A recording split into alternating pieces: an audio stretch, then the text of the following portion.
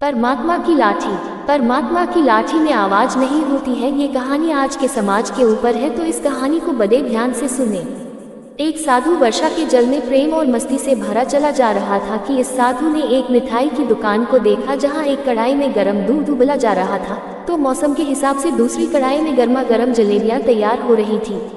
साधु कुछ क्षणों के लिए वहां रुक गया। शायद भूख का एहसास हो रहा था या मौसम का असर था। साधु हलवाई की भट्टी को बड़े गौर से देखने लगा। साधु कुछ खाना चाहता था, लेकिन साधु की जेब ही नहीं थी, तो पैसे भला कहाँ से होते। साधु कुछ पल भट्टी से हाथ सेंकने के बाद चला ही जाना चाहता था कि नेक दिल हलवाई से रहा न गया और एक प्याला गरम दूध और कुछ जलेबियां साधु को दे दी। मलंग ने गरम जलेबियां गरम दूध के साथ खाए और फिर हाथों को ऊपर की ओर उठाकर हलवाई के लिए प्रार्थना की, फिर आगे चल दिया। साधु बाबा का पेट भर चुका था। दुनिया के दुखों से बेपरवाह वे फिर एक नए जोश से बारिश के गंदले पानी के छींटे उड़ाता चला जा रहा था। वह इस बात से बेखबर था कि एक युवा नवविवाहिता जोड़ा भी वर्षा के जल से बचता बचाता उसके पीछे चला आ रहे हैं। एक बार इस मस्त साधु ने बारिश के गंदले पानी में जोर से लात मारी। बारिश का पानी उड़ता हुआ सीधा पीछे आने वाली युवती के कपड़ों को भिगो गया। उस औरत के कीमती कपड़े कीचड़ से लथपथ हो गए। उसके युवा पति से यह बात बर्दाश्त नहीं हुई, इसलिए वह आस्तीन चढ़ाकर आगे बढ़ा और साधु के कपड़ों से पकड़कर कहने लगा, अंधा है, तुमको नजर नहीं आता, तेरी हरकत की वजह से मेरी पत्नी के कपड़े गीले हो गए हैं और कीचड़ से भर गए हैं। साधु हक्का बक्का सा खड़ा था, जबकि इस युवा को साधु का चुप रहना नाखुशगवार गुजर रहा था। महिला ने आगे बढ़कर युवा के हाथों से साधु को छुड़ाना भी चाहा, लेकिन युवा की आंखों से निकलती नफरत की चिंगारी देख वह भी फिर पीछे खिसकने पर मजबूर हो गई।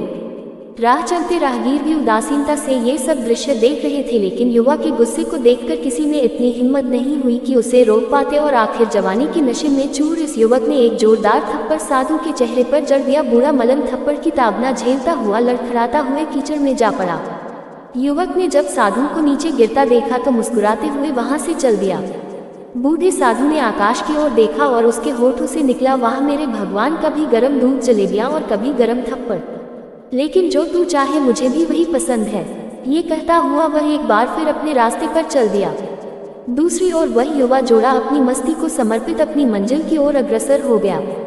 थोड़ी ही दूर चलने के बाद वे एक मकान के सामने पहुंचकर रुक गए। वह अपने घर पहुंच गए थे। वो युवा अपनी जेब से चाबी निकालकर अपनी पत्नी से हंसी मजाक करते हुए ऊपर घर की सीढ़ियों तय कर रहा था।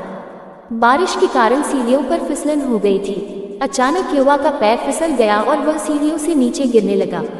महिला ने बहुत जोर से शोर मचा कर लोगों का ध्यान अपने पति की ओर आकर्षित करने लगी, जिसकी वजह से काफी लोग तुरंत सहायता के लिए युवा की ओर लपके, लेकिन देर हो चुकी थी। युवक का सिर फट गया था और कुछ ही देर में ज्यादा खून बह जाने के कारण इस नौजवान युवक की मौत हो चुकी थी। कुछ लोगों ने दूर से आते साधु बाबा को देखा तो आपस में कानाफूसी होने लगी कि निश्चित रूप से इस साधु बाबा ने थप्पड़ खाकर युवा को श्राप दिया है, अन्यथा ऐसे नौजवान युवक का केवल सीढ़ियों से गिरकर मर जाना बड़े अचंभे की बात लगती है। कुछ मनचले युवकों ने यह बात सुनकर साधु बाबा को घेर लिया।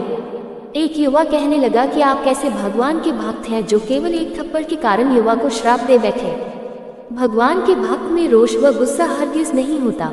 आप तो जरा सी असुविधा पर भी धैर्य न कर सके। साधु बाबा कहने लगा, भगवान की कसम, मैंने इस युवा को श्राप नहीं दिया। अगर आपने श्राप नहीं दिया तो ऐसा नौजवान युवा सीढ़ियों से गिरकर कैसे मर गया। तब साधु बाबा ने दर्शकों से एक अनोखा सवाल किया कि आप में से कोई इस सब घटना का चश्मदीद गवाह मौजूद है।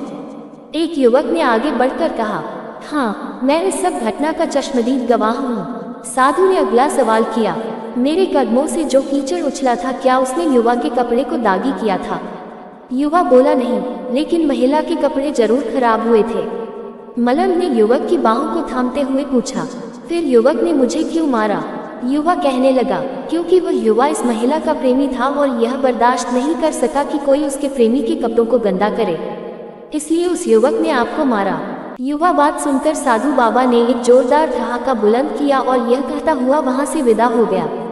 तो भगवान की कसम, मैंने श्राप कभी किसी को नहीं दिया, लेकिन कोई है जो मुझसे प्रेम रखता है। अगर उसका यार सहन नहीं कर सका तो मेरे यार को कैसे बर्दाश्त होगा कि कोई मुझे मारे, और वह इतना शक्तिशाली है कि दुनिया का बड़े से बड़ा राजा भी उसकी लाठी से डरता है। उस परमात्मा की लाठी दिखती नहीं और आवाज भी नहीं करती। लेकिन पति है तो बहुत दर्द देती है। हमारे कर्म ही हमें उसकी लाठी से बचाते हैं। कभी किसी को परेशान ना करो, कभी किसी का दिल ना दुखाओ। हिसाब हर चीज का देना पड़ता है। कहानी अच्छी लगी हो तो हमारे चैनल को सब्सक्राइब फोल्डेड हैंड्स जरूर करें। धन्यवाद फोल्डेड हैंड्स।